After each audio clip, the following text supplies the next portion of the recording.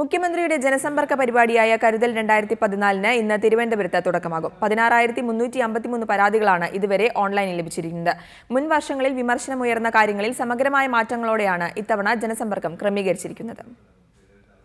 രാവിലെ 9 മണിക്ക് സെൻട്രൽ സ്റ്റേഡിയത്തിലാണ് മൂന്നാം ഘട്ട ജനസമ്പർക്ക പരിപാടിക്ക് തുടക്കമാവുക. ഓൺലൈനായി ലഭിച്ച 16,353 പരാതികളിൽ മുഖ്യമന്ത്രി ആദ്യം നടപടികൾ പ്രഖ്യാപിക്കും.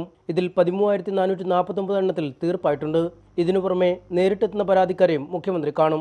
ആകെ ക്രമീകരിച്ചിരിക്കുന്ന 70 കൗണ്ടറുകളിൽ 30 എണ്ണത്തിൽ പുതിയ പരാതികൾ സ്വീകരിക്കും. മുൻവർഷങ്ങളിൽ നിന്നും വിഭിന്നമായി പരിപാടി കടലാസ് രഹിതമാക്കുന്നതിന്റെ ഭാഗമായി വിപുലമായ ഓൺലൈൻ സൗകര്യമാണ് ഇത്തവണ ഏർപ്പെടുത്തിയിരിക്കുന്നത്. ബാർകോഡുള്ള രസീതിലൂടെ പരാതിയിന്മേൽ കൈക്കൊള്ളുന്ന നടപടികളും ഇനി പരാതിക്കാർക്ക് അറിയാം. പണവിതരണത്തെക്കുറിച്ചുള്ള ആക്ഷേപങ്ങൾ ഒഴിവാക്കാനായി ക്രോസ് ചെക്കുകളാവും നൽകുക. ബാങ്ക് അക്കൗണ്ട് വഴിയാണ് ഇത് മാറിയെടുക്കാൻ കഴിയുക. പരാതി നൽകിയവർ മതിയായ തിരിച്ചറിയൽ രേഖകൾ ഹാജരാക്കണമെന്നും അധികൃതർ അറിയിച്ചു.